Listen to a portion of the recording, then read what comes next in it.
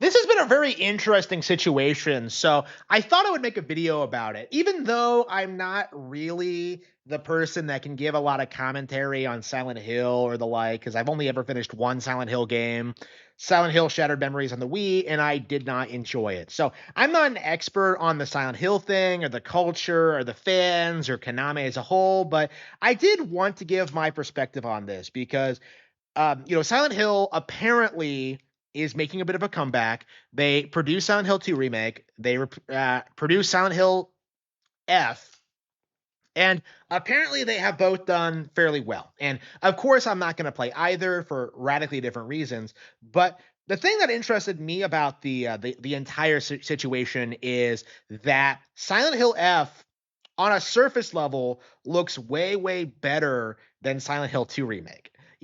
Like at least Silent Hill 2F, Silent Hill F, can't even get the names right.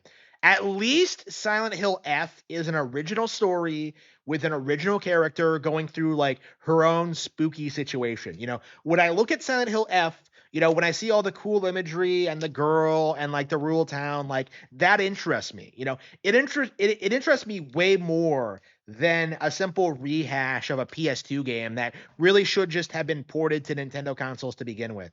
Like Silent Hill F to me looked way more appealing on a surface level. And that was kind of my mindset on it. Like looking at it and watching the trailers is that like, it's all super surface level stuff. Like what is the game actually about? What's the gameplay like? What's the story? Like what is this all like? It to me, and I think this is very evident, like just watching it and like looking at the interviews, like, oh, it's about feminism. The F stands for feminism, and it's all going to be about women in the 60s. And like, of course, I'm just immediately like, oh, dropped. Like it's going to be bullshit. It's going to be crap. It's going to be woke nonsense. And it 100% is. And what's interesting about this stage of like Silent Hill F's relevancy is that people don't really seem to want to acknowledge this as being a woke product because of course this is a very Japanese centric thing. This is like made by a Chinese company. I think the narrative right now is that like, oh, China is the most anti woke country in existence, which is of course not true, but it is kind of remarkable, like looking at this game and its story and like everything it does, and just kind of being repulsed by it. Like this is straight up propaganda.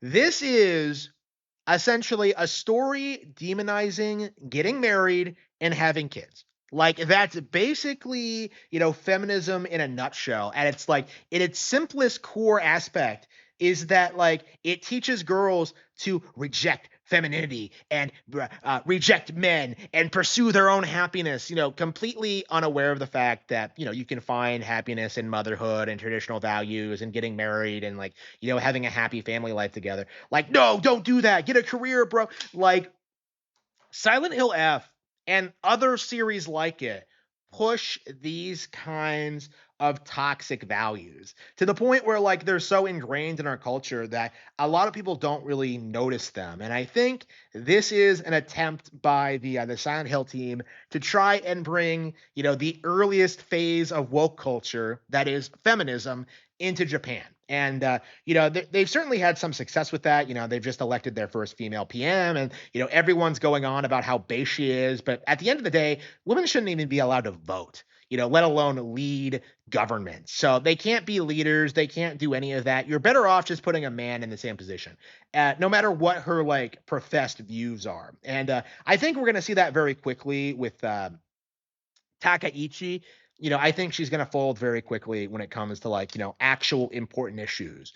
But when it comes to, Silent Hill F specifically, like it seems to be an attempt at trying to normalize this idea of like glorifying being a loser, essentially glorifying like being a hoe, like demonizing this idea that you can find happiness in marriage, that children are a burden and they just hold you back from living your dreams of working in HR. It's pathetic. It is downright absurd how prevalent these themes are in Western culture. And what's equally interesting is how quickly people reject it when an alternative is offered.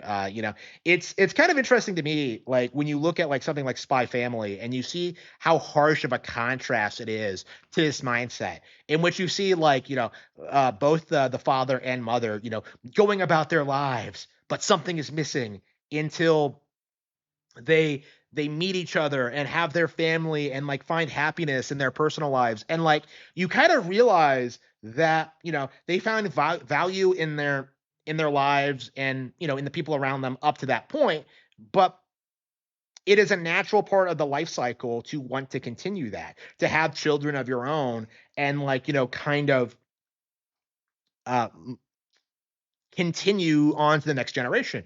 Feminism at its core kind of rejects that notion that there's something wrong with traditional family values, and they never really seem to explain why. In Silent Hill F, like, ooh, spooky monsters, ooh, you're gonna get married someday, ooh, it's the scariest thing ever, and it's just not like that. That's the simplest fact of the matter. It is like, what is so scary about getting married and starting a family? Like, especially if you're a woman, like nothing. Like they have to gaslight you into thinking this is going to be some like huge life destroying thing, when in reality, it's probably the best thing that's ever going to happen to you. Actually, no, it is the best thing that's ever going to happen to you. Like there's no amount of money or success or traveling or experiences or like parties you can go to that would like recreate like the most important thing in your life, which is, continue like having children and just, finding, starting a family. Like that's true for both men and women. And like there just seems to be like the core like thing about globalism, like the true like methodology of how they operate, like uh they want to break apart families. They want like, the government to control like the kids, absolutely, and they just kind of like want to disconnect you from other people. And that is something that everyone everywhere has to reject. It doesn't matter what country, it doesn't matter your religion or philosophy. Like, you have to reject this outright. And that's why I think Silent Hill F needs to fail. It's something that we as like a collective need to come out and call retarded. We do need to address the fact that this game was a complete flop. And I think more and more people are beginning to like notice things about this kind of like propaganda. It's becoming more mainstream to hate this stuff. Like I think the only thing keeping F from having the same kind of thing is that like it's kind of a niche thing, and it's targeted more towards a Japanese audience, I think. That's kind of my mindset on this. But this is something that I do think that like we do have to address and bring up more often. Um like this stuff is downright malicious, and it doesn't have uh its heart in the right place. It's not telling a true, genuine story, or like recreating like human experiences, or like teaching you anything. It is just straight up propaganda, and it needs to be treated as such.